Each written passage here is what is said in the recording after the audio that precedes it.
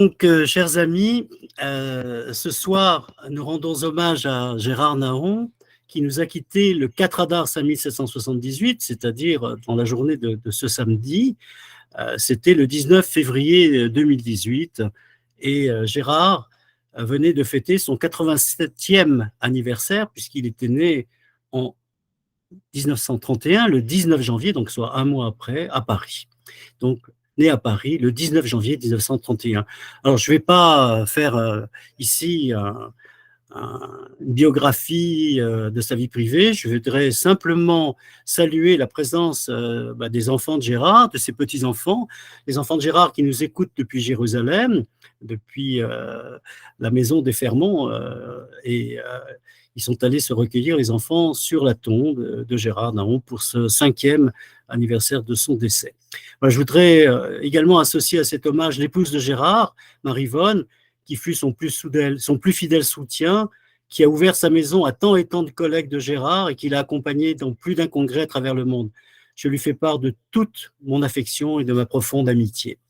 Alors, on va maintenant se pencher sur le parcours universitaire de Gérard à partir du CV qu'il a lui-même établi et qui m'a été transmis par Ariel, l'un de ses fils. Alors, Gérard Nahon, comme on n'est jamais mieux servi que par soi-même, donc a fait un CV extrêmement détaillé. Alors, je ne vais pas tout lire parce que ça sera beaucoup trop long et très fastidieux, et je vais donc résumer les principales étapes. Donc, il a fait des études, il a fait une licence ès-lettres en philosophie en 1954. Il était diplômé d'hébreu de l'École nationale des langues orientales vivantes avant que ça ne devienne l'INALCO.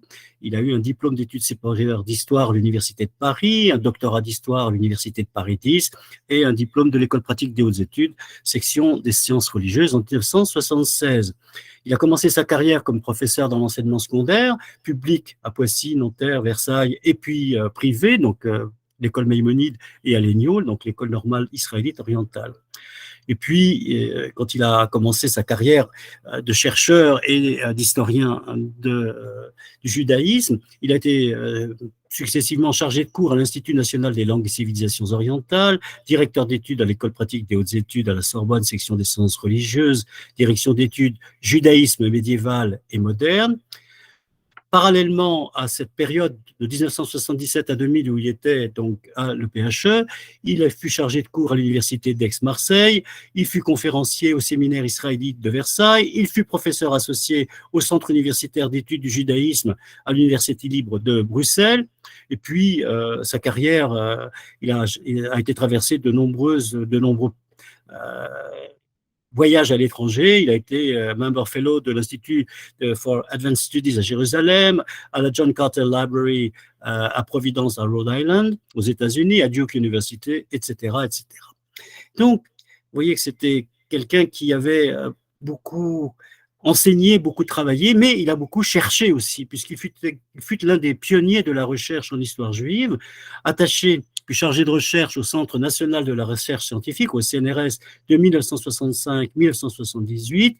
Il était responsable de l'unité propre de recherche qui s'appelle Gallia Judaica, du Centre national du CNRS, consacré à l'histoire des Juifs de France. Gérard Nahon a précisé ses domaines de recherche: Juifs en France médiévale, premier point. Deuxième grand sujet, nation juive portugaise d'Occident, 16e et 18e siècle. Il accomplit, dans le cadre du CNRS, de nombreuses missions scientifiques en France, en Israël, en Italie, aux Pays-Bas, au Portugal, au Royaume-Uni, et il a participé à d'innombrables congrès internationaux en Allemagne, en Belgique, au Brésil, au Canada, en Croatie, en Espagne, aux États-Unis, en Israël, en Italie, à la Jamaïque, où il nous a raconté la magnifique synagogue qui était, le sol était de sable, les Pays-Bas, le Portugal, la République tchèque, etc., etc., etc. Et puis, au cours de ces différents voyages, de ces différentes études, il avait acquis la maîtrise de nombreuses langues et il avait fait ses interventions dans plusieurs langues, dans les langues du pays. Alors, en Espagne, il parlait espagnol, au Portugal, il parlait portugais, il parlait hébreu en Israël, il parlait évidemment l'anglais quand il était aux États-Unis. Donc, c'était un polyglotte qui avait beaucoup travaillé de façon autodidacte. Alors, outre ses activités d'enseignant, de chercheur, il avait également des activités, des responsabilités dans les institutions juives. Il fut conservateur des archives du consistoire israélite de Paris, président puis vice-président de la Société des études juives, secrétaire puis directeur avec Charles Toiti de la Revue des études juives, je pense qu'on en reparlera, puis directeur avec Charles Toiti et Simon Mimouni de la collection de la Revue des études juives. Bon, Gérard Naon a publié de nombreux livres.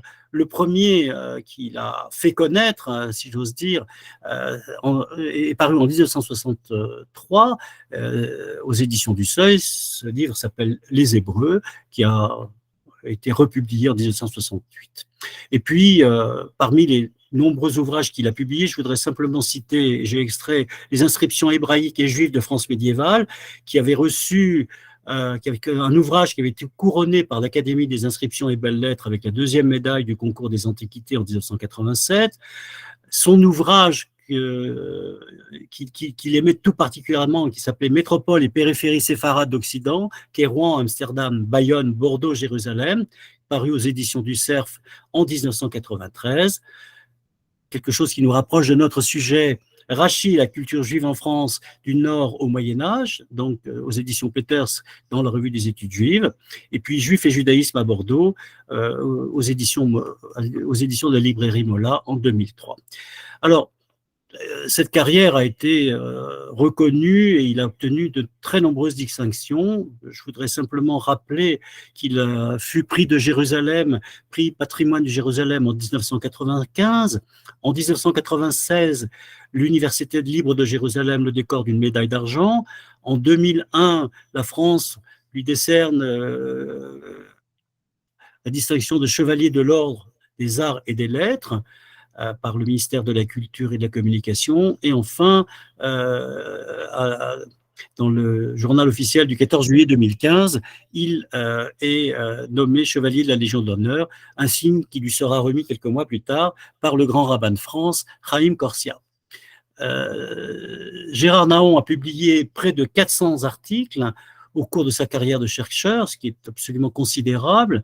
Dès l'apparition des ordinateurs, il devint un fervent utilisateur de ce nouvel outil qu'il apprivoisa. Les générations de Macintosh se sont succédées et les archives électroniques de Gérard Naon gardent la trace de son intense activité. Articles, comptes rendus d'ouvrages, préparation de congrès, etc. J'ai eu la chance de naviguer un petit peu sur l'un de ces ordinateurs et c'est impressionnant. Gérard Naon fut l'un des promoteurs de la mémoire de Rachi. En 1990, à l'occasion du 950e anniversaire de sa naissance, donc de Rachi, l'État français commémorait l'année Rachi.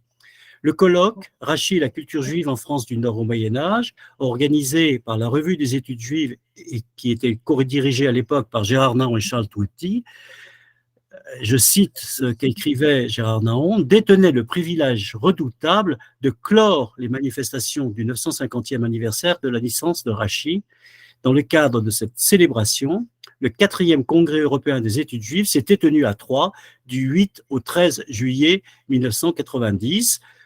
Gérard Naon et Charles Toiti en ont témoigné dans un article qui s'appelle « L'année Rachi », qui est paru dans l'Encyclopédia Universalis, de 1991.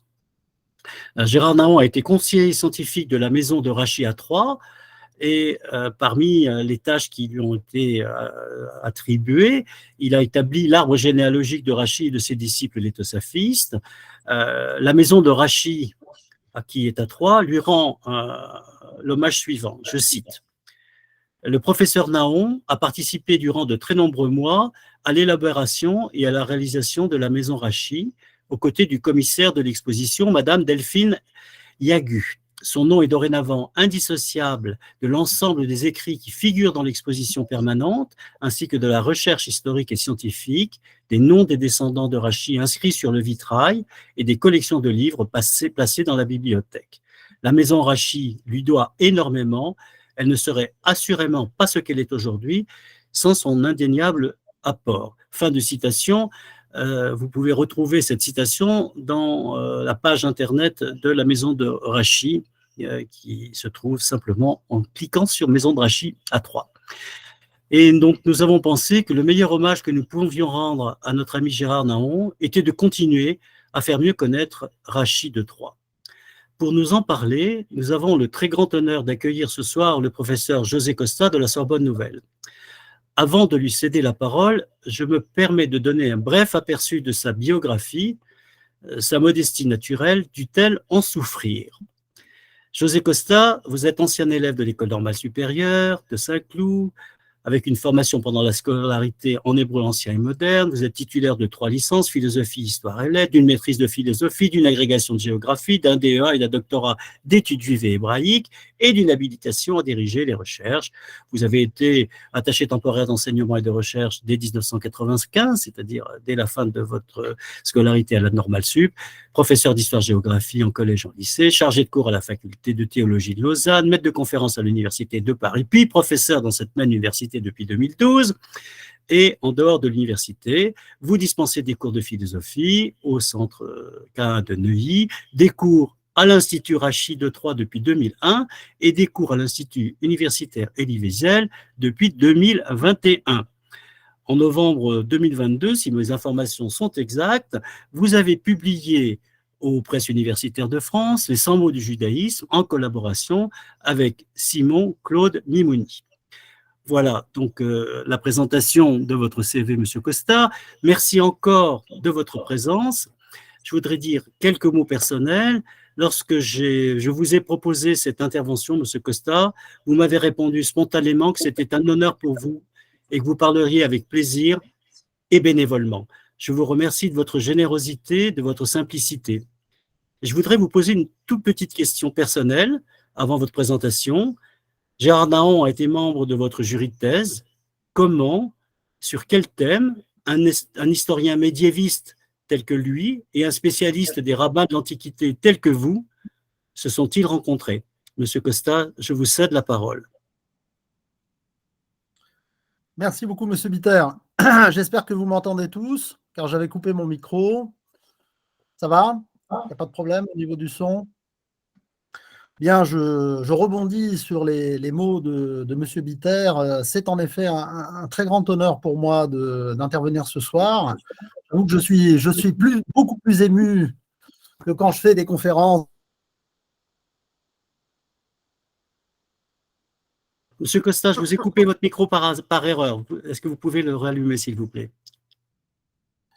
Voilà, vous m'entendez à nouveau, hein? Donc, je disais que c'était une conférence tout à fait à part. Je suis très heureux de parler en effet ce soir de Rachid et de commémorer donc la mémoire de ce très grand savant qu'a été Gérard Nahon. Je pense que la présentation de son CV, de ses travaux faite par M. Bitter il y a un instant parle d'elle-même. Alors, comment je l'ai connu? C'est très simple.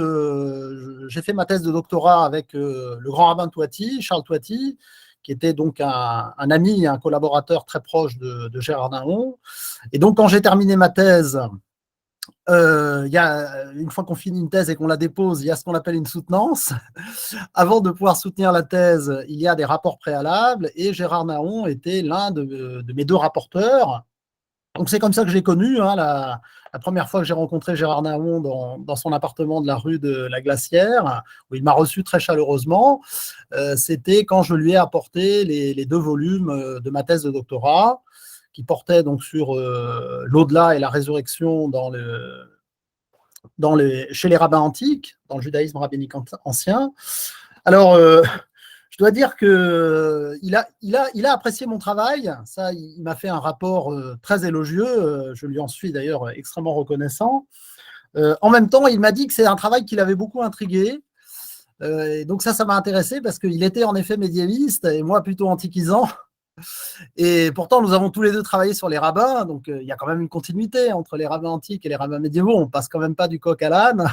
Mais il s'était rendu compte en lisant ma thèse que, en effet, sur ces questions-là, d'au-delà, de résurrection, sur les coutumes funéraires, l'Antiquité était quand même un domaine assez à part et que les choses avaient bien changé entre l'Antiquité et le Moyen-Âge. Donc ça l'a également intéressé et beaucoup intrigué. Certains aspects donc, de ma thèse l'ont énormément intrigué. Alors par la suite, il m'a invité à faire une communication à la Société des études juives Donc c'était je crois, en décembre 2001, si mon souvenir est bon. J'ai parlé de la GN, un sujet un peu effrayant. La GN, l'enfer dans les sources rabbiniques classiques. Alors, ça m'a donné l'occasion de parler du purgatoire, en réalité. Je suis passé assez vite de la GN à la question du purgatoire, parce que vous savez que Jacques Le Goff a soutenu la thèse selon laquelle l'invention du purgatoire se serait déroulée en France du Nord, chez des théologiens de la France du Nord, à la fin du XIIe et au début du XIIIe siècle. Et il m'a semblé qu'il y avait un texte dans les Tosafistes, dans les Tosafotes, donc ces Tosafistes qui sont d'une manière ou d'une autre des disciples de Rashi. Donc dans la littérature des Tosafotes, il y a un texte qui ferait allusion, selon moi, à quelque chose qui ressemble au purgatoire chrétien. Et comme c'est la même époque et à peu près le même endroit géographiquement, le rapprochement a été assez intéressant. Et donc, ça a été l'objet de cette communication. Alors, par la suite, nos rapports, même si, évidemment, je n'étais pas un de ses collaborateurs immédiats, mais on s'est toujours vu assez régulièrement, que ce soit dans des journées d'études, des colloques, des réunions de la SEJ. J'ai eu très souvent l'occasion de le rencontrer, de discuter avec lui, de discuter aussi avec son épouse, tout particulièrement pendant un colloque qui nous a réunis en Roumanie, dans la ville de Cluj, en 2008, un colloque qui était consacré à Maïmonide. Et je peux dire qu'il a vu avec satisfaction le parcours que j'ai réalisé au sein à la fois de la Revue des études juives, de la Société des études juives et de la collection de la Revue des études juives. Donc, j'ai été secrétaire, puis ensuite co-directeur de la revue, puis co-directeur de la collection. Ce sont des fonctions qu'il avait assurées lui-même par le passé, et des fonctions dans lesquelles il s'était énormément investi. On peut dire que une grande partie de son activité scientifique tournait autour de la revue, de la collection et de la Société des études juives, auquel il a toujours été très attaché. Et je pense qu'il a vu avec sympathie mon parcours dans ces différentes institutions et le fait que moi-même, j'ai essayé de prendre modestement le relais de ce qu'il avait pu réaliser dans le passé. Alors, je vous avoue que sur bien des points, nous étions assez différents. Déjà, comme l'a dit M. Bitter, je ne suis pas un spécialiste du Moyen-Âge, je suis plutôt antiquisant. Lui, c'était vraiment un historien au sens très fort du terme. Je ne pense pas être un historien en ce sens-là. C'est-à-dire que c'était un homme d'archives, extrêmement attaché aux faits, aux documents, quelqu'un de très pragmatique, de très empirique dans sa démarche. Il était heureux qu'au milieu des archives. C'était vraiment sa passion. C'est vrai que moi, je suis plus un historien des idées. Je fréquente assez peu les archives. Et je suis beaucoup plus porté, on va dire, aux théorisations, aux modèles généraux, par rapport auxquels Gérard Nahon avait toujours beaucoup de scepticisme. J'en ai beaucoup discuté avec lui. Alors souvent, quand on discutait, il y avait parfois des malentendus. C'est-à-dire, il me disait oui, je suis parfaitement d'accord avec ce que vous dites. Et en fait, j'avais souvent le sentiment que nous n'étions pas sur la même longueur d'onde et qu'en fait, il n'était pas d'accord avec moi. Mais la plupart du temps, il avait le sentiment d'être d'accord. Donc moi, ça me faisait plaisir finalement. J'étais assez heureux de la chose. Mais effectivement, nous étions, disons, des esprits souvent assez différents. On se croisait, mais il y avait quand même, encore une fois, il faisait de l'histoire d'une manière très différente de la mienne. Alors, c'était un homme profondément bon et généreux. On n'insistera jamais suffisamment sur cette dimension de sa personnalité. Bon, je peux vous dire qu'elle n'est pas toujours très répandue dans le milieu universitaire. Et de ce point de vue, il était assez à part, faut dire ce qui est. Alors, c'était aussi quelqu'un de redoutable quand il y avait des conflits, parce que c'est un homme tenace, qui ne lâchait pas le morceau, très déterminé, qui avait une volonté extrêmement forte. Moi, c'est l'une des caractéristiques qui me frappait le plus dans son tempérament, c'était sa volonté extrêmement affirmée. Et c'est vrai que quand il avait le sentiment d'avoir raison dans une affaire et qu'il pensait que les choses ne tournaient pas rond, il était capable d'être pugnace et très, très combatif. Voilà, j'ai pu le voir de manière directe ou indirecte, et c'était aussi une de ses qualités, il faut dire ce qu'il est. C'était vraiment un sacré bonhomme. On peut résumer ça par cette expression un peu familière. Alors, j'ai contribué au recueil de mélanges qui lui a été offert donc sous la direction de Carole et de Daniel Yankou en 2012 avec un article sur Rachi et Maïmonide, le problème de la création, ce qui nous ramène au sujet de ce soir, c'est-à-dire la figure de Rachi. Alors, bien sûr que dans la production surabondante de Gérard Nahon, on trouve à boire et à manger sur ce thème-là, sur le thème de Rachi. Monsieur Bitter a mentionné tout à l'heure l'ouvrage collectif qu'il a coédité sur Rachi et la culture juive en France du Nord au Moyen-Âge. Gérard Nahon a fait de très nombreuses conférences sur Rachi au fil de sa carrière. D'ailleurs, je remercie Monsieur Bitter de m'avoir transmis un certain nombre de ses conférences que j'ai pu lire avec énormément d'intérêt et de profit. Je peux vous dire que ce sont des conférences impressionnantes d'érudition, de précision. Il y a des notes partout. Enfin, il faisait vraiment les choses extrêmement comme un historien de métier sait les faire. L'idéal, je ne vous le cache pas, aurait été que Gérard Nahon soit présent auprès de nous pour nous parler du sujet de ce soir. J'aurais été très heureux d'être plutôt dans le public et de le réécouter à nouveau sur ce sujet qu'il connaissait à la perfection. Alors, puisque la tâche m'a été confiée, je vais tenter de dire quand même quelques mots sur Rachi.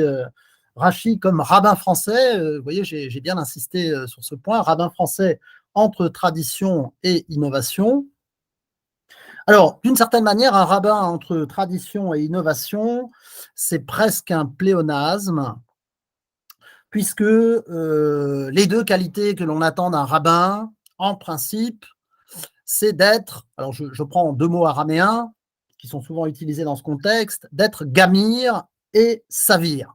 Alors, qu'est-ce que ça veut dire qu'un rabbin doit être gamir et savir? Gamir, ça veut dire qu'il doit connaître la Gemara.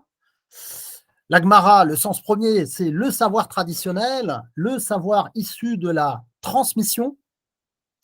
Et savir, ça veut dire qu'il doit être capable de penser par lui-même, d'innover dans la compréhension des sources traditionnelles.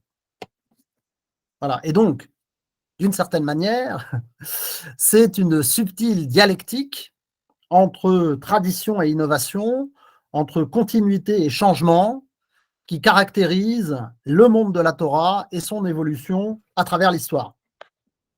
C'est pour ça qu'un rabbin entre tradition et innovation, c'est presque la même chose que dire un rabbin tout court. Voilà, c'est pour ça que je dis c'est pléonasmatique. Alors, les dates de Rachi, vous les connaissez, 1040, 1105. Pour l'essentiel, c'est un homme du XIe siècle, un rabbin de l'époque qu'on a tendance à appeler Moyen-Âge, même pour être plus précis, bas Moyen-Âge, dans la terminologie française, historiographique française. Mais je souhaiterais commencer par autre chose, puisque je suis antiquisant, je souhaiterais commencer par la dimension antique de Rachi. En effet, quand on regarde son commentaire du Pentateuque, de la Torah, on constate qu'il est composé aux 2/3 par des extraits de Midrashim, des commentaires rabbiniques dont on sait qu'ils remontent pour la plupart à la période antique. Donc le moins qu'on puisse dire est que l'Antiquité occupe une place très très forte dans le commentaire de la Torah de Rachi. Et je vais en fait illustrer ce côté antique de Rachi par un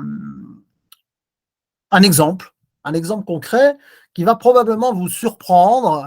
Je vous le dis tout de suite, ne soyez pas trop surpris, mais ça va vous surprendre. Et je pense que c'est un exemple qui nous permet vraiment de cerner cette dimension antique du personnage.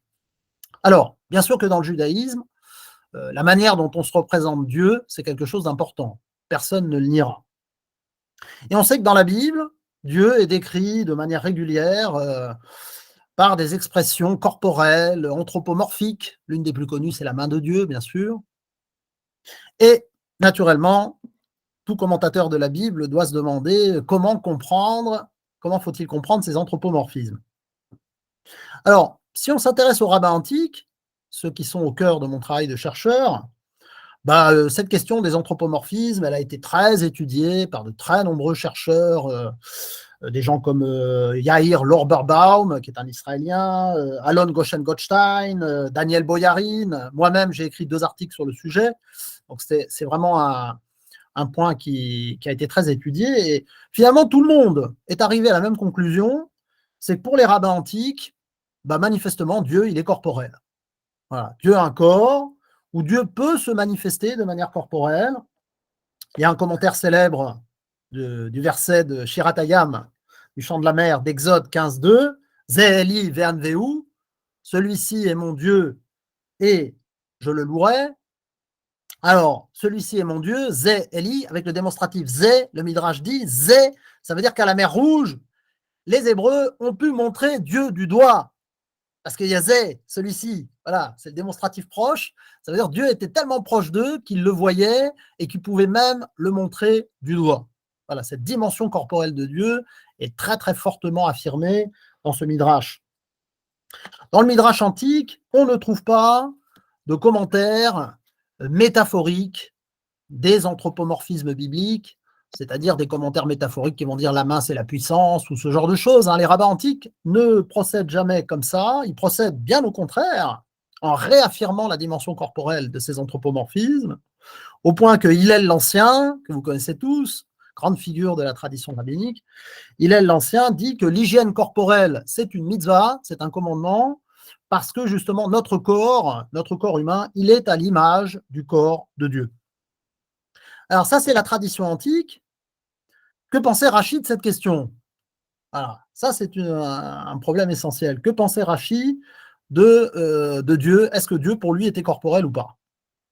Alors, quand on regarde les commentaires de Rachi sur la Bible ou sur le Talmud, la conclusion à laquelle on va arriver, c'est qu'effectivement, sur ce point, Rachi était dans la continuité des rabbins antiques. Lui aussi était convaincu que Dieu était corporel.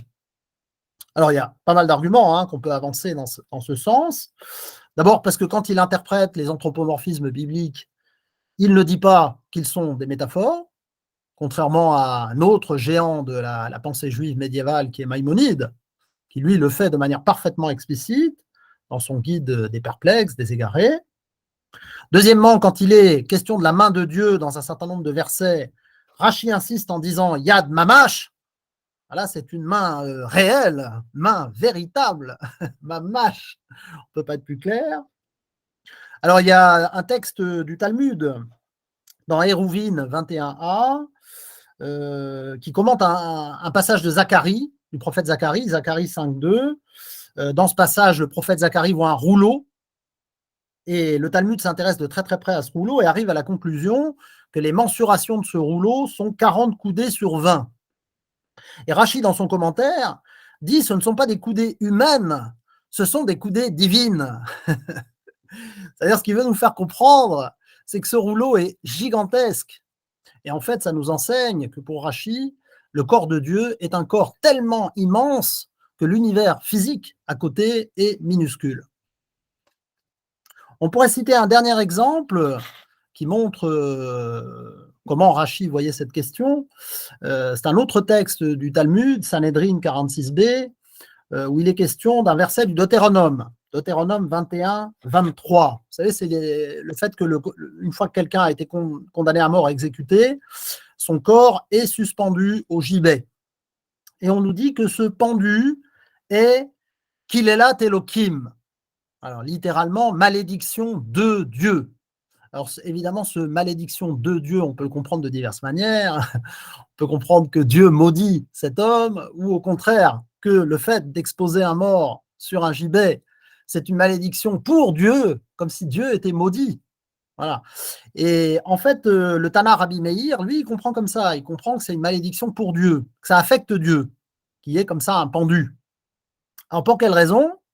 Rabbi Meir raconte une parabole, la parabole de deux frères jumeaux. Alors, les deux frères jumeaux, ils se ressemblent forcément. Et il y en a un qui devient roi et l'autre qui devient brigand. Et finalement, le brigand, il se fait attraper, il se fait condamner à mort, il se retrouve suspendu au gibet. Et là, tout le monde passe devant lui et dit « Ah, c'est le roi qui est suspendu au gibet !» Parce qu'évidemment, il était le portrait craché de son frère. Voilà. Là, ce que ça nous enseigne, c'est que pour Rabbi Meir, il y a bien sûr comment dirais-je, ce lien de gémellité extrêmement fort entre Dieu et l'homme. Donc, quand un homme est pendu sur un gibet, ça fait souffrir Dieu. Voilà, parce que, encore une fois, cet homme est à l'image de Dieu. Alors, comment comprendre cette notion d'image? Ben, Rachid, dans son commentaire, est très très clair, hein. Il parle d'une ressemblance corporelle, il emploie un terme qui est tout à fait évident, le terme diokane, qui ressemble à icône, c'est-à-dire que Dieu et l'homme partagent ce que Rachid appelle diokane, c'est-à-dire une forme corporelle commune. Alors, ça peut vous surprendre, ça va certainement vous surprendre que je vous dise que l'un des rabbins les plus importants de tous les temps, Rachid, ait cru que Dieu était corporel, puisque, entre-temps, bah, le judaïsme a évolué, et sous l'influence de Maïmonide, c'est devenu un dogme, quasiment, du judaïsme, inscrit même dans la liturgie, que Dieu haine le gouffre, l'autre mout à gouffre, que Dieu n'a pas de corps, quelque chose qui ressemble à un corps.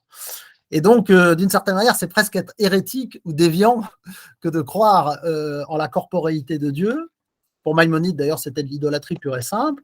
Mais voilà, il faut être historien. Gérard Nahon était historien. Il savait que le judaïsme avait changé au fil du temps, hein, notamment entre la période antique et la période médiévale. Alors, ce qui est intéressant, c'est que cette position de Rachid, en fait, n'était probablement pas du tout originale. C'est-à-dire que les rabbins de la France du Nord, à son époque, étaient très probablement, pour beaucoup d'entre eux, sur les mêmes positions et étaient tous convaincus soit que Dieu avait un corps, soit que Dieu pouvait revêtir une forme corporelle, tout simplement parce que cette idée que Dieu est totalement immatériel, c'est une idée qui s'est imposée dans le judaïsme, essentiellement sous l'influence de la philosophie gréco-arabe.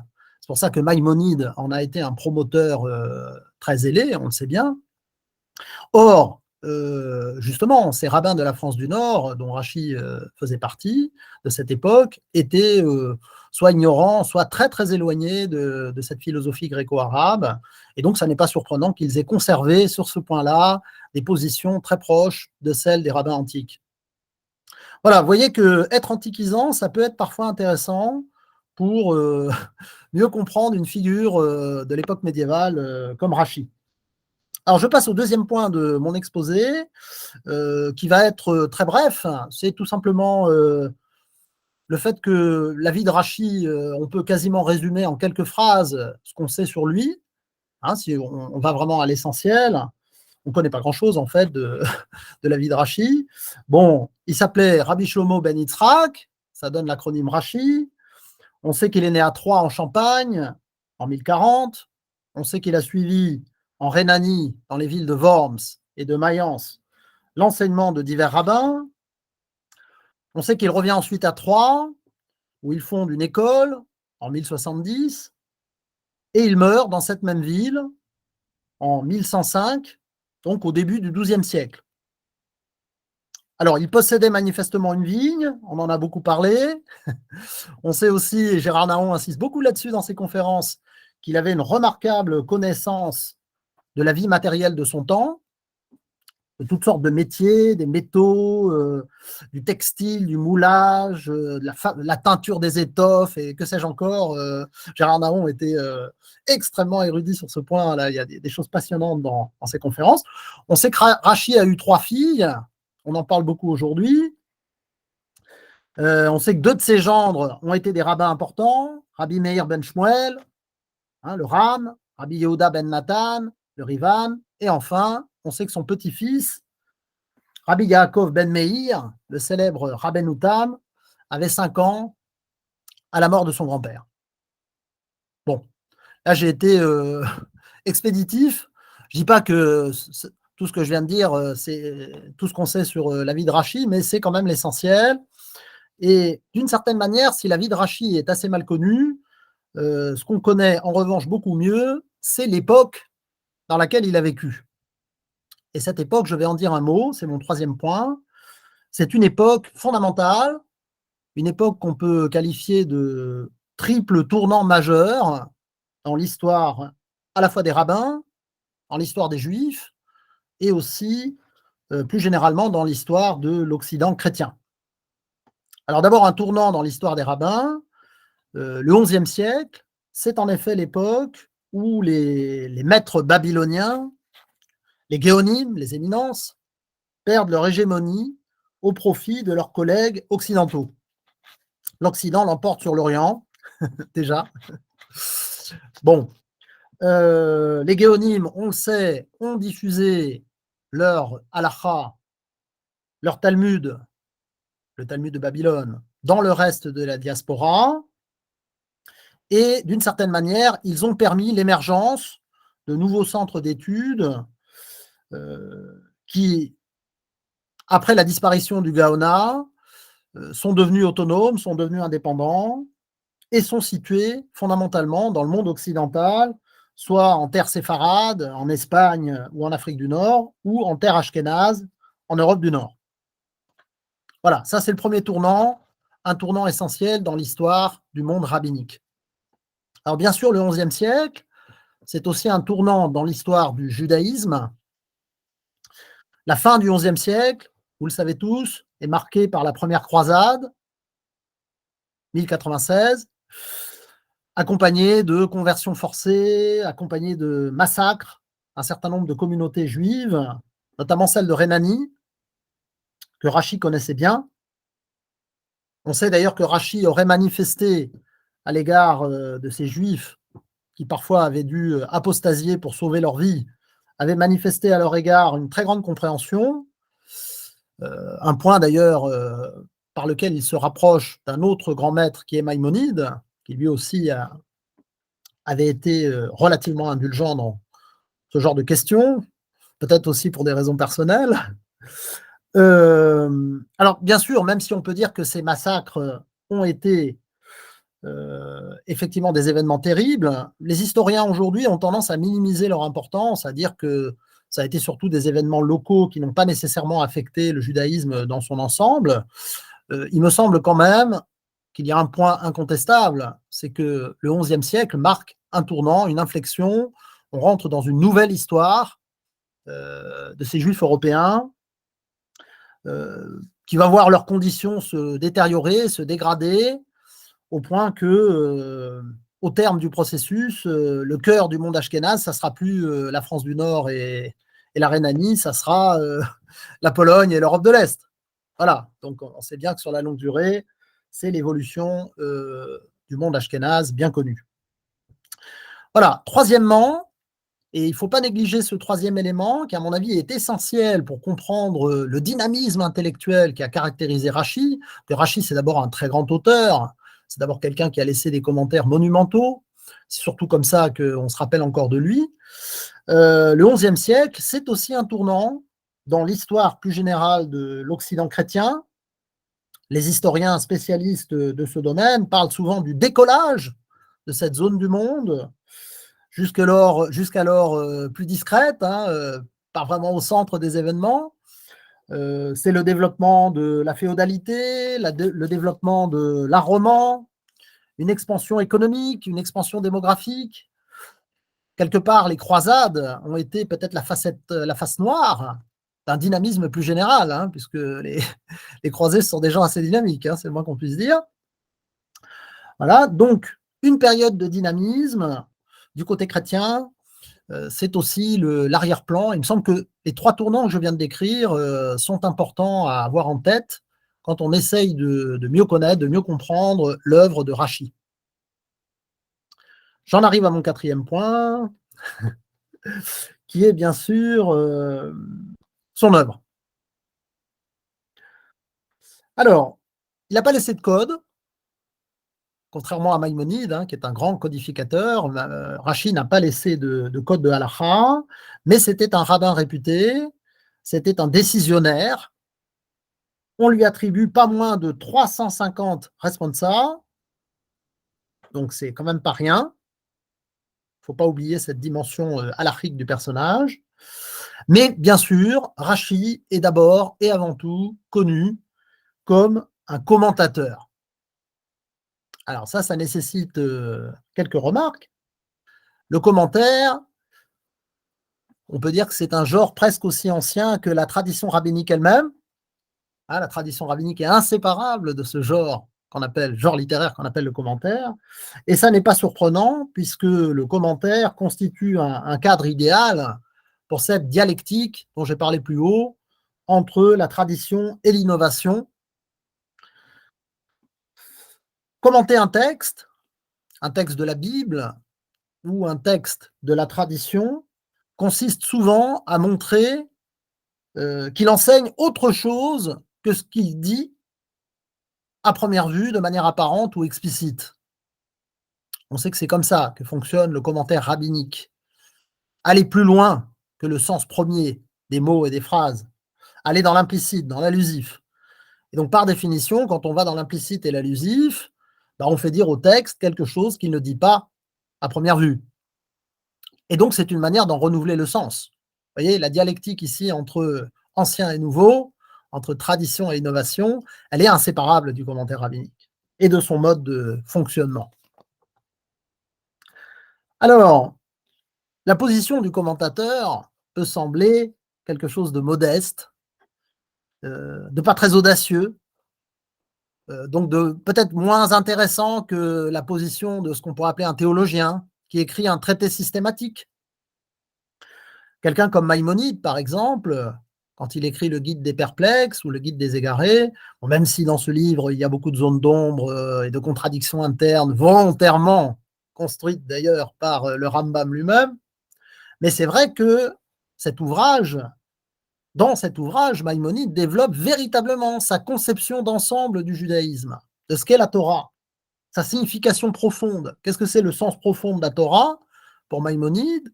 Les secrets de la Torah, les secrets Torah, c'est tout simplement le récit de la création, le récit du char, la physique et la métaphysique d'Aristote. Voilà, il a une thèse fondamentale qu'il développe de manière systématique à l'intérieur du guide. Alors ça, c'est le théologien systématique. Rachi, bien sûr, il est beaucoup plus difficile, à partir de ses commentaires, nombreux et dispersés, de reconstituer ce que pouvait être sa pensée personnelle, ce que pouvait être sa vision d'ensemble du judaïsme, ses conceptions théologiques fondamentales. Voilà, ce n'est pas aussi simple que pour Maïmonide, parce qu'il n'a pas écrit de traité. Ce n'était pas un théologien, ce n'était pas un philosophe. On pourrait dire, voilà, le commentaire, c'est quelque chose d'analytique, de fragmentaire, de dispersé, de très dépendant des sources traditionnelles. Y a-t-il vraiment une pensée personnelle de Rachi? Voilà. C'est la question, en fait. La question à laquelle j'arrive.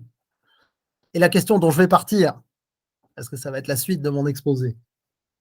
Alors, comme toujours avec les rabbins, il faut se méfier. Il faut se méfier des apparences. Voilà. C'est pas parce que c'est un commentateur, un homme modeste, un homme effacé, qui s'impose pas, qu'en réalité, derrière ces commentaires, il n'y a pas des choses parfois surprenantes, étonnantes, innovantes. Et donc, je vais passer maintenant aux commentaires de Rachi.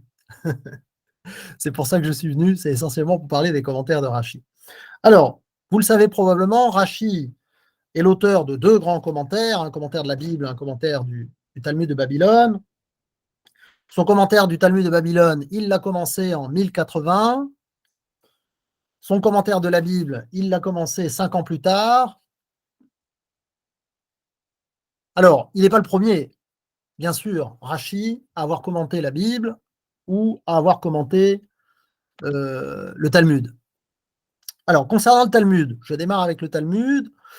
Il va de soi que les Géonim, les fameuses éminences que j'ai mentionnées avant, les rabbins qui ont précédé les Rishonim, Rachi appartient à l'époque des Rishonim, donc les Géonim, notamment les derniers Géonim comme Sherira, Chai ou Shmuel ben Chofni, ont produit des commentaires du Talmud.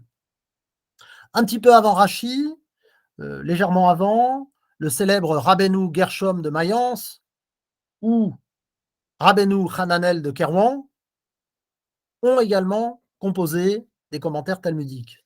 Voilà, il a eu des prédécesseurs, si vous voulez. Il n'est pas le premier à avoir commenté le Talmud de Babylone. Pour la Bible, il a bien sûr aussi des prédécesseurs.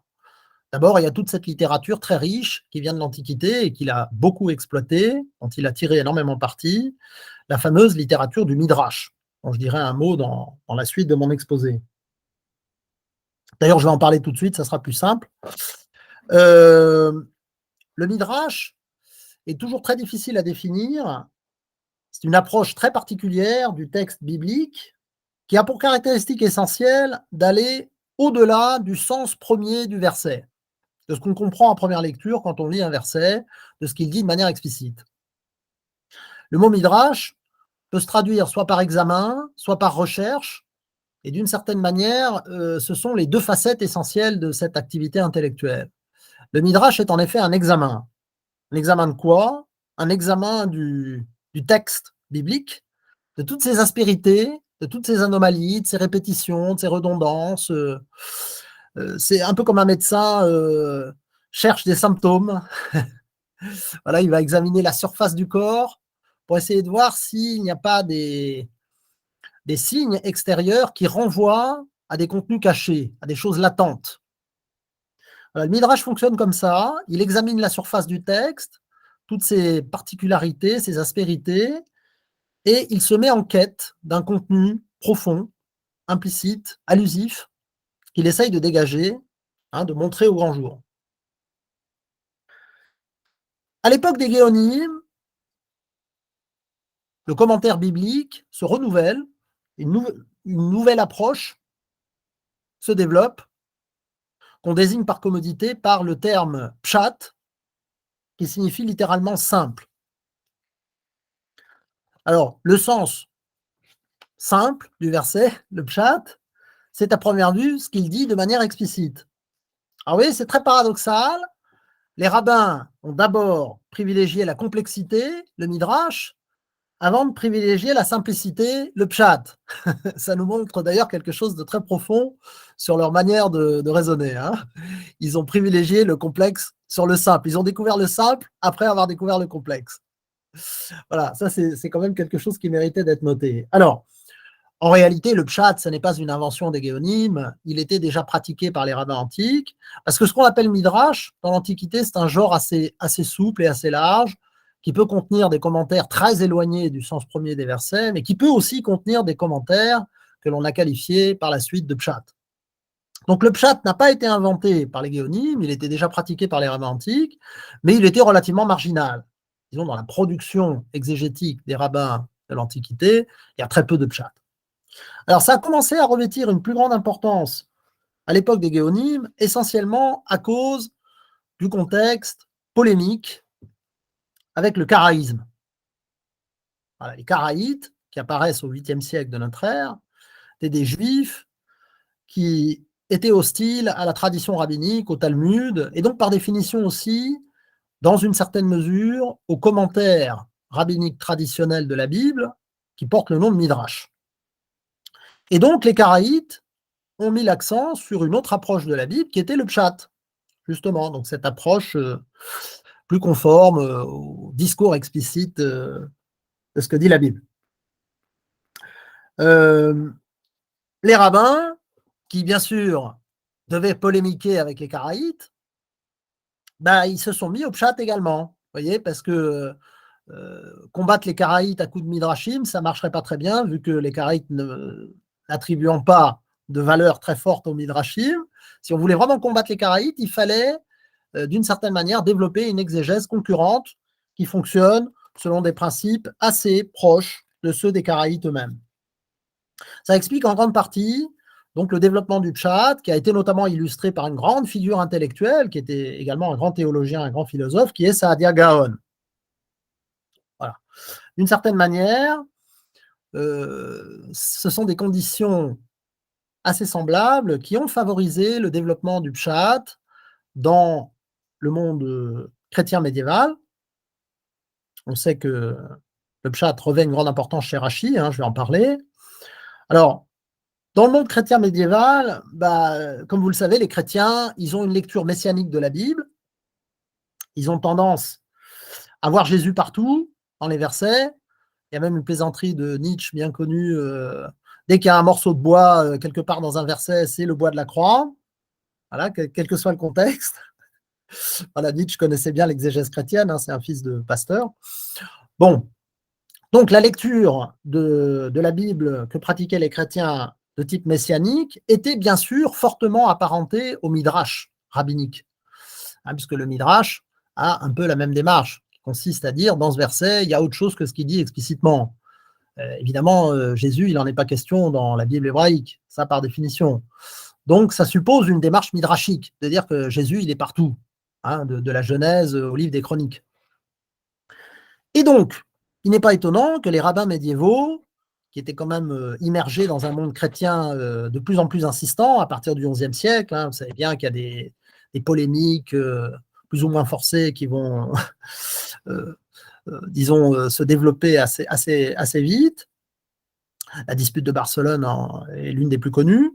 Donc, dans cette ambiance polémique et dans cette pression du christianisme sur le monde juif, il va de soi que les rabbins médiévaux ont été fortement tentés de minorer un peu l'importance du Midrash, qui ressemblait un peu trop à ce que racontaient les chrétiens, et de privilégier une autre approche des versets, donc cette fameuse approche du pshat. Je vais vous donner un exemple très concret qui permet de bien comprendre la situation. C'est le psaume 2. Prenez le psaume 2. Il est question dans le verset 1 des nations qui s'agitent. La Marak Shugoïm, hein, pourquoi les nations s'agitent-elles, etc. Donc il y a une agitation des nations. Et dans le verset 2, on nous dit Itiatvu, Malché Eretz, donc les rois de la terre se dressent, les Rosnim, Nosdu Yachad, et les princes se liguent entre eux, à Hachem, Ve'al Meshicho, contre l'Éternel et contre son Nouin, ou son Messie. Voilà, évidemment, la présence du terme Mashiach dans ce verset 2, qui semble être donc l'ennemi des nations, de cette coalition un peu agitée des nations, le sens du mot Mashiach, c'est le problème fondamental. Comment faut-il comprendre ici le terme ouin ou Messie? Alors, Rashi, dans son commentaire des psaumes, il nous dit très explicitement Rabotenu, Darshu, et Taïnian, donc nos sages, nos maîtres, les maîtres de l'Antiquité, les maîtres du Midrash, ils ont interprété le sujet de ce psaume, hein, le contenu de ce que nous raconte ce psaume, Al-Melech HaMashiach, sur le roi Messie. Voilà, c'est-à-dire que, en gros, les rabbins antiques, dans le Midrash, ils ont identifié loin dont il était question dans ce texte, loin le plus célèbre, si on peut dire, c'est-à-dire le sauveur de la fin des temps, le Messie. Bon, c'est clair. Mashiach, c'est Mashiach. Voilà. Ça, c'est la réponse des rabbins antiques. Et Rashi enchaîne en disant ou les filles Mashmao, et selon son pshat, selon son sens premier ou selon son sens oubli, Yenachon, les faux il serait beaucoup plus exact de l'interpréter al David Atzmo, sur David lui-même. C'est-à-dire que Rashi dit, si on ne va pas chercher midi à 14h, qu'on en reste à une approche plus simple du verset, le pshat, eh bien, il serait beaucoup plus logique d'identifier loin dont il est question ici à David lui-même. Puisque, somme toute, nous sommes dans les psaumes de David. Donc, il serait logique qu'un psaume fasse d'abord et avant tout allusion aux événements qu'a connus le roi David pendant son règne. Et là, Rashi a été cherché sans grande difficulté, il a trouvé sans grande difficulté un verset du livre de Samuel, 2 Samuel, chapitre 5, où, après que David a reçu l'onction, donc il y a bien la notion de Machar ici dans le verset, eh bien, les Philistins l'ont attaqué. Et bien sûr, il a identifié cette coalition de nations, hein, ces gens des nations qui attaquent loin. Bah, une fois qu'il a identifié loin à David, il a identifié ces gens des nations aux Philistins. On est très très loin de la lecture traditionnelle qui dit c'est le Messie d'un côté et Gog et Magog de l'autre. Voilà. C'est un bon exemple, vous voyez, qui illustre l'intérêt de cette méthode du pshat et qui montre que le commentaire de Rashi, en tout cas certains de ces commentaires, ont tenu compte, disons, de l'exégèse chrétienne contemporaine et ont essayé de la contrer.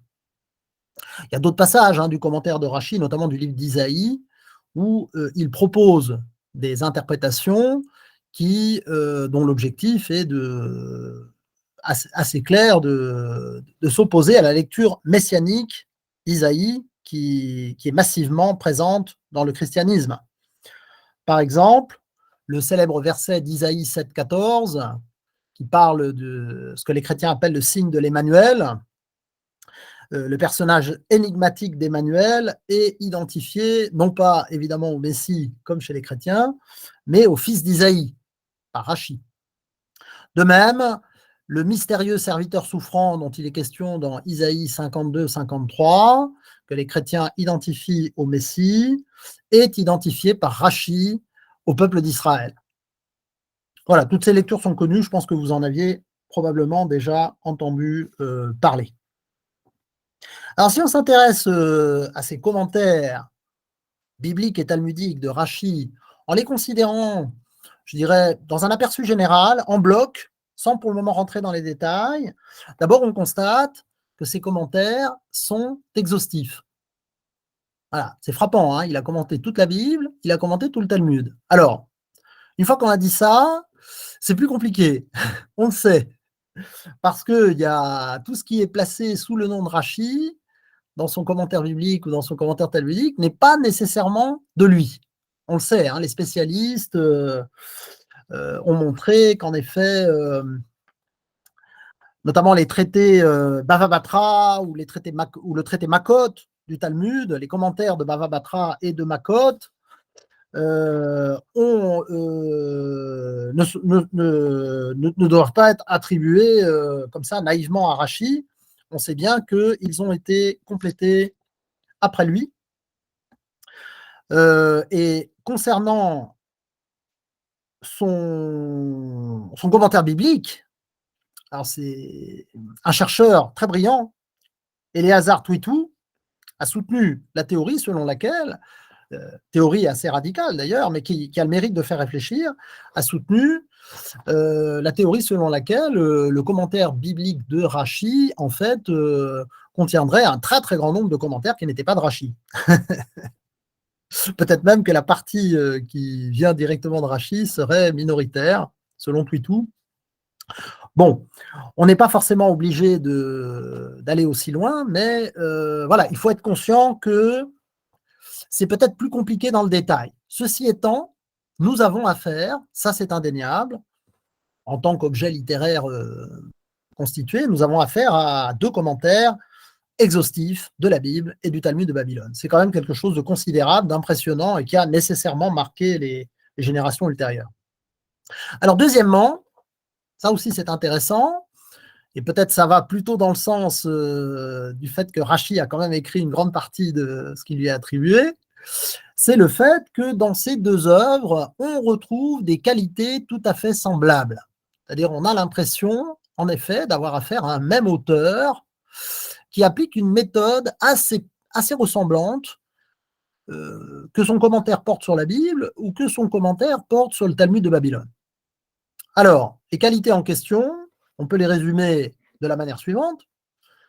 Le sens de la concision, la clarté, le primat donné au texte commenté, ce qui n'est pas toujours évident, hein, parce que les commentateurs ont parfois tendance à projeter dans le texte ce qui les préoccupe au lieu de se mettre à l'écoute du texte. Donc le fait de se mettre à l'écoute du texte. Le sens du concret, des réalia, des réalités matérielles. Le fait de traduire les termes difficiles en ancien français, en lahaz.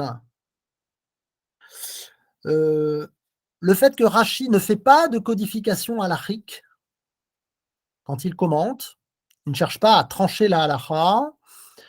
Le fait qu'il n'a pas d'inclination mystique très prononcée, on ne trouve pas dans ses commentaires des contenus d'ordre mystique. Et enfin, un souci maniaque du détail. Au point que Rachi, nous le savons, a remanié à plusieurs reprises ses commentaires. Et en ce qui concerne le Talmud, il était toujours en quête de manuscrits, de manière à essayer d'améliorer les leçons textuelles qu'il avait à sa disposition. Toutes ces qualités, j'ai envie de dire qu'elles sont d'abord et avant tout françaises, pour beaucoup d'entre elles. Glucksmann avait écrit un livre célèbre intitulé Descartes, c'est la France. Je pense qu'on pourrait, dans une large mesure, dire la même chose de Rachi. Rachi, c'est la France. Voilà. Un grand nombre de ses qualités intellectuelles qui ressortent de son commentaire sont typiquement françaises. Alors, troisième point, on constate que ces commentaires de Rachi ont connu un succès exceptionnel. Très rapidement, ils sont devenus canoniques chez les Juifs. On a même des rabbins médiévaux, déjà à l'époque médiévale, qui disent que Rachi a écrit son commentaire sous l'inspiration de l'Esprit Saint. Ruach HaKodesh, c'est pas rien, hein, l'inspiration prophétique. Et non seulement ces commentaires ont eu un énorme succès chez les Juifs, où ils sont devenus incontournables, pour la Bible comme pour le Talmud, mais ils ont eu également, ce qui est souvent moins connu, un très grand succès dans le monde chrétien. Alors, chez les chrétiens, c'est essentiellement le commentaire de la Bible, bien sûr, qui les a intéressés. On sait qu'un franciscain du XIVe siècle, Nicolas de Lyre, a lui-même commenté, comme Rachi, la totalité de la Bible, a produit donc un commentaire biblique exhaustif de la Bible, qui a eu lui aussi un très très grand succès. Et Nicolas de Lyre, les spécialistes le savent, ceux qui ont travaillé sur son commentaire le savent, cite Rachi quasiment à chaque page de son commentaire. Il ne faut pas oublier que dans cette époque, 12e, 13e, 14e siècle, il y a un certain nombre de lettrés chrétiens qui se sont mis à l'hébreu, les hébraïsants chrétiens, et qui donc, grâce à leur connaissance de la langue hébraïque, ont eu accès à un certain nombre de traditions, de textes, de commentaires en provenance du monde juif. Donc il y a, bien sûr, Rachi a pu être lu en hébreu par un certain nombre de lettrés chrétiens, et il est probable qu'un certain nombre de ces commentaires circulaient aussi en traduction latine, même si les traductions latines complètes du commentaire biblique de Rachi sont beaucoup plus tardives, on les date du XVIIIe siècle. Hein. Mais ça circulait aussi en latin, au moins par morceaux, c'est évident. Et donc, il a influencé notamment Nicolas de Lyre de manière massive, et comme Nicolas de Lyre a eu une énorme influence, lui aussi, bah, il a eu une influence jusqu'à Martin Luther. Hein. On sait qu'il y a certaines traductions de Martin Luther dans sa Bible qui sont inspirées très directement par le commentaire de Rachi. Alors, ça c'est les généralités. Il me reste encore un peu de temps, je crois. Je ne sais plus à quelle heure j'ai démarré. Mais bon, je me rapproche de la fin, hein, je vous rassure. Hein, je ne vais pas être trop long. Je vais parler un peu plus en détail du commentaire biblique de Rachi. On le décrit souvent comme une savante combinaison de deux approches, le midrash ou le drash et le pshat. En réalité, Rachi n'employait pas le mot pshat, il employait un mot très proche qui est pshut, pshut oshel mikra, voilà le pshut. Du moment que c'est pas pshit, tout va bien. Hein. Donc c'est plutôt pshut que pshat, mais je vais quand même dire pshat parce que c'est le terme le plus répandu hein, pour désigner cette approche du texte biblique, donc ça sera plus clair. Hein. Alors on dit que Rachi combine drash et pshat, et que, d'ailleurs c'est un propos hein, tout à fait explicite dans ses commentaires, à plusieurs reprises il le dit, qu'il sélectionne parmi les midrashim, parce que les midrashim sont très nombreux, hein, c'est une littérature très abondante, il sélectionne parmi les midrashim ceux qui s'accordent le mieux à ce qu'il estime être le pshat. En d'autres termes, chez Rachi, même si ce n'est pas tout à fait exact quantitativement, sa méthode de prédilection, celle qui fixe, si je puis dire, sa boussole, hein, son orientation, c'est le pshat. Bon, ça c'est la présentation classique qu'on trouve de l'exégèse de Rachi à peu près partout. En réalité, les choses sont plus complexes, comme l'a montré notamment une chercheuse, Sarah Kamin, qui était une grande spécialiste de cette question du pshat et du drash chez Rachi. C'est un petit peu plus compliqué, donc je vais essayer de rentrer dans le détail, là, même si c'est un peu technique.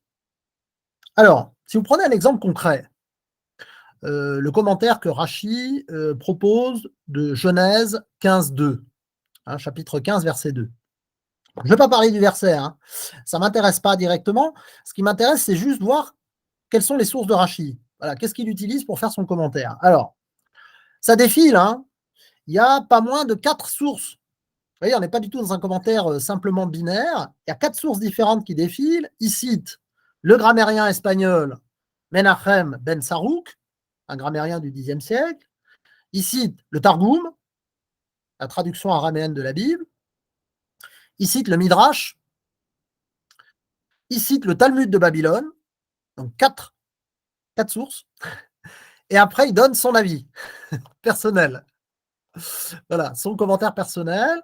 Et c'est vrai que Rachi a beau être aussi modeste que vous voulez, il n'hésite pas à employer les formules hébraïques Aniba, Anibati, Ani Mefaresh, Ani Omer, etc. Ani. Ouais, il n'hésite pas à dire voilà quel est mon avis. Hein.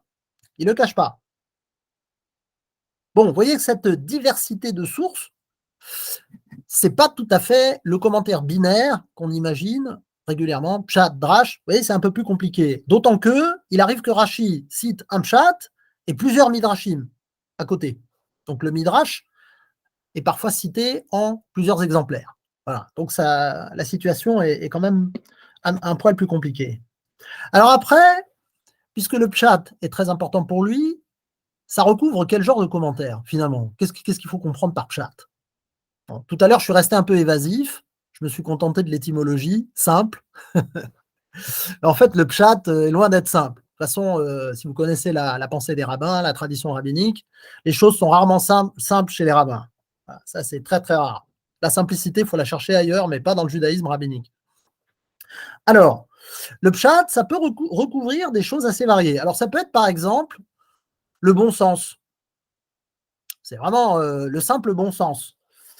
Exemple concret, le verset bien connu de Genèse 12:1, Lech Lecha, voilà, où Dieu dit à Abraham de partir hein, vers la terre d'Israël. Alors Rachi constate que à ce stade, quand Dieu lui dit de quitter sa terre, en réalité, il est déjà parti. Il est déjà parti de la ville d'Our, sa ville natale, Our en Chaldée, Our Kasdim. Il est déjà parti. Et donc Rachi commente. Ça veut dire donc, l'ordre divin, ça veut dire éloigne-toi encore plus de ta terre. Éloigne-toi encore plus de ta terre. Vous voyez, c'est du simple bon sens. Ah bah oui, s'il est déjà parti, c'est pas un départ absolu, c'est un départ relatif. C'est continuer à s'éloigner. Voilà, là c'est du pur bon sens, le commentaire de Rachi. Hein. Le pshat ici, ça ne va pas chercher très loin. Alors le pshat, ça peut être aussi prendre en compte des données grammaticales. J'ai dit il y a un instant qu'il citait Menachem Ben Sarouk. Voilà, Rachi s'intéresse à la grammaire, à la philologie. C'est une dimension importante, on le sait, du pshat. Alors, l'un de ses commentaires grammaticaux, si je puis dire, d'inspiration grammaticale les plus connus, c'est probablement celui qui porte sur le premier verset de la Torah, Bereshit bara Elohim, donc Bereshit, au commencement. On comprend toujours au commencement. Rachi comprend au commencement de. C'est-à-dire au commencement de la création du ciel et de la terre, au commencement de la création par Dieu du ciel et de la terre. Voilà comment il comprend le premier verset de la Bible. Parce que le mot réchit, selon lui, c'est un état construit. Un état construit, ça suppose que le mot qui suit est nécessairement un complément du nom. Donc, il ne faut pas comprendre au commencement, comme on traduit généralement dans la plupart des Bibles en français, hein, au commencement, virgule, Dieu créa le ciel et la terre. Il faut comprendre au commencement de la création par Dieu du ciel et de la terre, alors que la terre était tohu vavohu, etc. Virgule, Dieu dit que la lumière soit, et la lumière fut. Vous voyez? C'est-à-dire que tout le début du récit de la création, c'est juste le contexte de la création de la lumière. Voilà. Ça, c'est un commentaire extrêmement intéressant, qui a d'ailleurs, je crois, été repris par la traduction œcuménique de la Bible, hein, la Tob. C'est un commentaire très intéressant qui est fondé sur la notion grammaticale d'état construit. Troisième exemple, la contextualisation historique. C'est exactement ce qu'il fait dans le passage que j'ai mentionné tout à l'heure sur David, le psaume 2, verset 2, là, Al-Meshicho, contre son Messie. Voilà, c'est une nation qui s'oppose au Messie, à loin. il dit loin, c'est David. Voilà, parce que les psaumes doivent refléter le contexte historique, les événements de la vie de leur rédacteur, c'est-à-dire David. Voilà, ça c'est une démarche historique. Ça fait aussi partie du pshat. Alors après, la combinaison. On va essayer de mieux penser la combinaison entre pshat et midrash, et drash. Alors souvent, on constate que quand Rashi mentionne à la fois pshat et drash, c'est que les deux commentaires essayent de résoudre la même difficulté dans le texte. C'est-à-dire qu'il y a une difficulté dans le verset, le pshat essaye de résoudre cette difficulté, et le midrash essaye aussi de résoudre cette même difficulté. La différence entre le pshat et le drash étant que le pshat est plus évident que le drash. Voilà, le drash est toujours plus tarabiscoté, si vous voulez. Hein. Mais grosso modo, ils vont quand même ensemble, et Rashi les a réunis parce qu'ils visent à résoudre un même problème dans le texte. Voilà, ça c'est un premier point qui rassemble ou réunit pshat et drash. Il y a un deuxième élément très intéressant, c'est que Rashi s'efforce d'interpréter chaque verset comme un tout unitaire. Il a même tendance parfois à interpréter plusieurs versets successifs dans le cadre d'une séquence. Voilà, il essaye véritablement de proposer un commentaire suivi et cohérent, non seulement à l'échelle du verset, mais même à l'échelle de plusieurs versets. Voilà, c'est vraiment une démarche très présente chez lui. Or, le Midrash antique, souvent, fonctionne complètement à l'opposé. Hein, parce que le Midrash antique, il a tendance à fragmenter les versets, à les couper en petits bouts, et à les commenter bout par bout, sans parfois établir de lien entre les différents bouts. Le commentaire midrashique est souvent très analytique. Et donc, Rashi, ça a été constaté par les spécialistes, il a tendance à sélectionner les midrashim qui sont les moins analytiques. C'est-à-dire, parce que dans le midrash, tous les midrashim ne sont pas fragmentaires et analytiques. Certains ont une démarche plus synthétique, essayent de saisir le verset dans sa globalité, et donc, ce sont ces midrashim-là que Rashi a tendance à privilégier quand il choisit donc de faire appel à la tradition. On pourrait penser, ça va être quasiment ma conclusion, on pourrait penser que cette exégèse sobre, modeste, à ras du texte, ne monte pas dans les cimes de l'intellect et ne va pas jusqu'à soutenir des choses surprenantes. Là, en réalité, je vous l'ai dit, il ne faut pas se fier aux apparences, Rashi est très souvent surprenant. Et je vais donc terminer cette conférence par deux exemples de commentaires assez surprenants de Rashi. Ça va bien illustrer le côté original du personnage. Alors, premier exemple, c'est un verset du livre des Nombres, chapitre 7, verset 89. Quand je vous lis en hébreu, je vous le traduis. Ouvevo Moshe, quand Moïse venait, El Ohel Moed, dans la tente du rendez-vous, les Daberito, pour parler avec lui, Vaishma et Akol, il entendait la voix, Midaber Elav, je donne la traduction courante, Midaber Elav, parlant à lui. Mais à la caporette, de dessus le couvercle, Asher Alaron Haedout, qui est sur l'arche du témoignage, Mi ben shne kruvim, d'entre les deux chérubins, Vaïdaber Elav, et il parlait à lui. Fin de citation. Vous avez constaté, ça parle beaucoup de paroles. Kol, Diber, etc. On le verbe parler.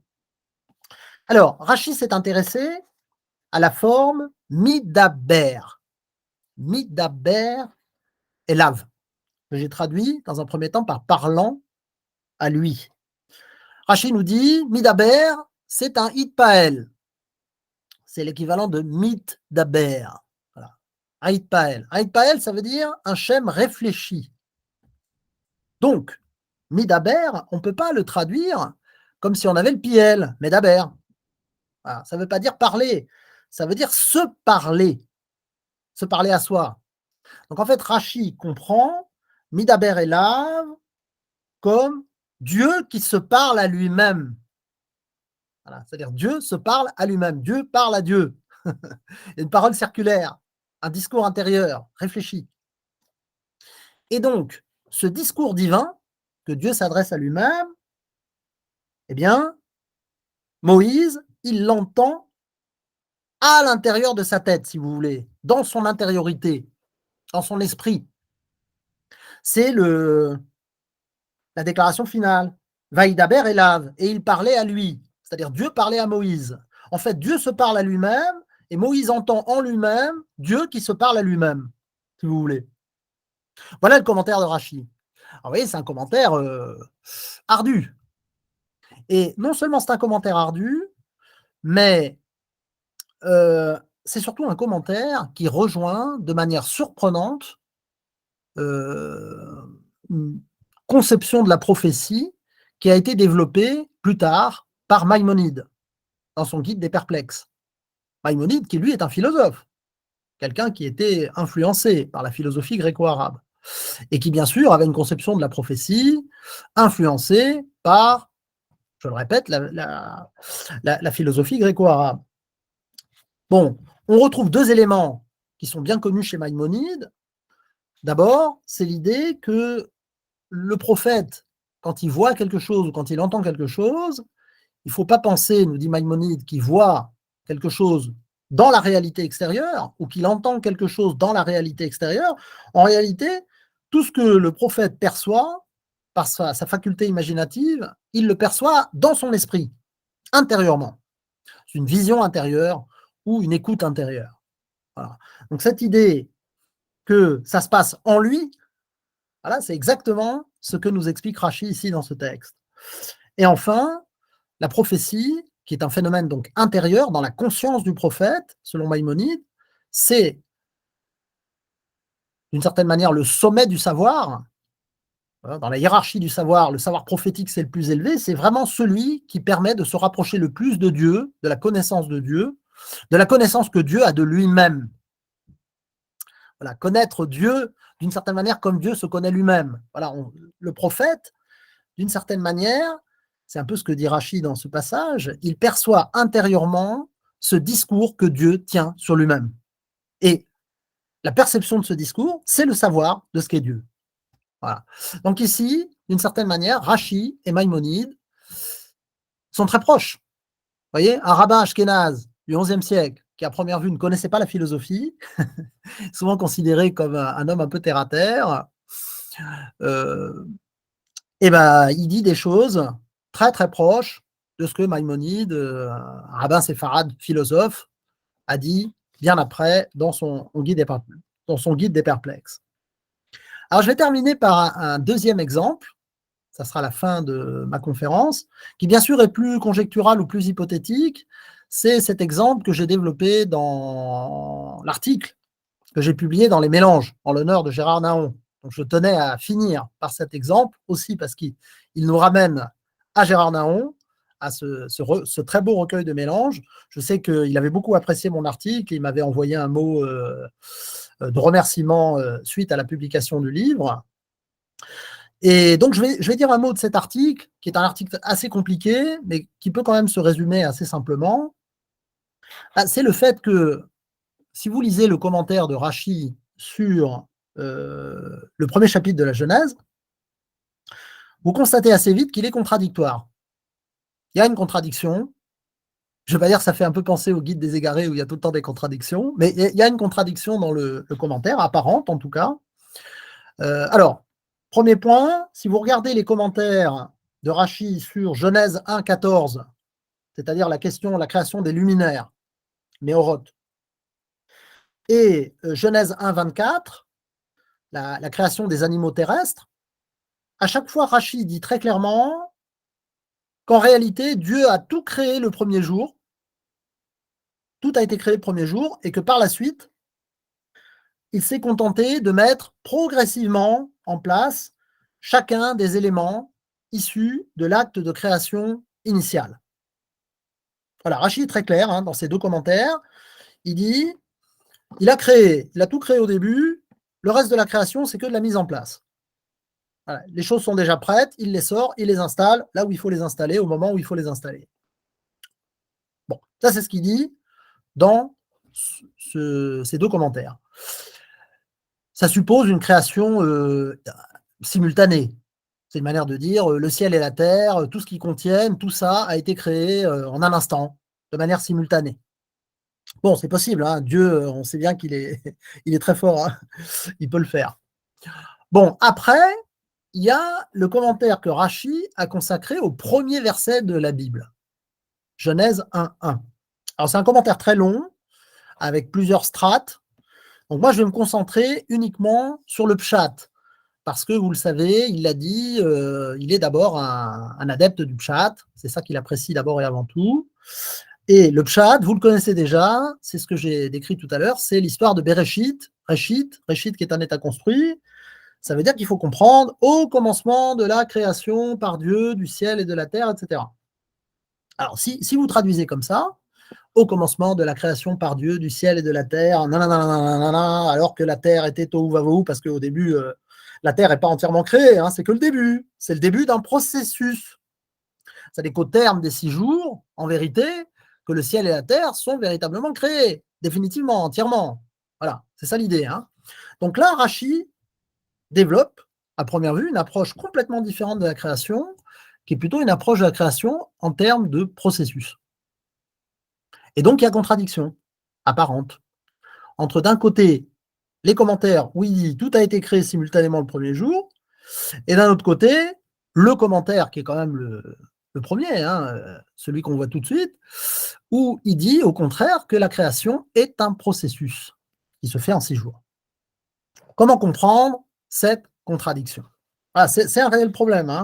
Je peux vous dire que j'ai lu plein de sur-commentaires de Rachi, parce que le commentaire de Rachi a été archi-commenté, c'est par les rabbins ultérieurs, donc il y a beaucoup de choses à lire.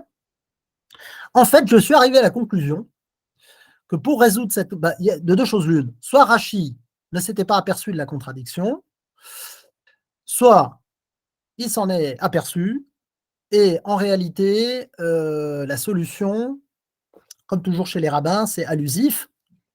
Ça consiste à penser que quand il dit, il faut comprendre, au commencement de la création par Dieu du ciel et de la terre, en réalité, ce que Rachi veut dire par là, c'est pas au commencement de la création, mais au commencement de la mise en place par Dieu du ciel et de la terre. C'est-à-dire, si vous traduisez comme ça, le premier verset de la Bible, c'est-à-dire, vous comprenez bara, qui habituellement est traduit par créer. Si vous comprenez bara comme signifiant mettre en place, au commencement de la mise en place par Dieu du ciel et de la terre, là, ça colle. Il n'y a plus de contradiction. Voilà. C'est-à-dire qu'il y a, d'une certaine manière, un acte de création initial par lequel toutes les choses ont été créées, mais cet acte de création n'est pas présent dans le récit de la création. Voilà. J'en suis arrivé à cette thèse, un peu surprenante, j'en conviens. C'est l'idée qu'en réalité, le récit de la création pour Rachi n'est qu'un récit de la mise en place des choses déjà créées, y compris le verset de Genèse 1:1, qui en général est considéré comme le verset de la création par excellence. Mais en fait, pour Rachi, même Genèse 1:1, ça serait un verset qui ne parle que de la mise en place des choses créées. Voilà, je le répète, il faudrait comprendre ce premier verset au commencement de la mise en place par Dieu du ciel et de la terre. Voilà, tout n'est que mise en place, et donc l'acte de la création lui-même, pour Rachi, ne serait pas évoqué dans le texte de la création. Pour quelle raison? Et là, c'est très très intéressant. Ça nous montre que c'était probablement quelqu'un de très profond. Derrière sa simplicité apparente, ça nous montre que pour lui, l'acte de la création étant quelque chose de tellement surnaturel et de tellement transcendant, quelque chose qui dépasse totalement l'intelligence humaine. Imaginez comment est-ce que Dieu a pu créer toute chose en une fois, simultanément. C'est quelque chose qui nous dépasse tellement que par définition, ça ne peut pas véritablement apparaître dans un texte qui décrit finalement des réalités plus empiriques. Voilà. Pour Rachi, la création serait quelque chose qui relève de la transcendance et qui serait donc, d'une certaine manière, quelque chose qui dépasse le discours biblique ordinaire. Et sur ce plan, Rachi se rapprocherait, là aussi, des philosophes, d'un philosophe comme Maïmonide, hein, qui lui aussi était un partisan de la création simultanée de toutes choses. Et Maïmonide, notamment dans son guide des perplexes, a montré qu'il était très difficile de parler de la création, tout simplement parce que la création n'est pas dans le temps.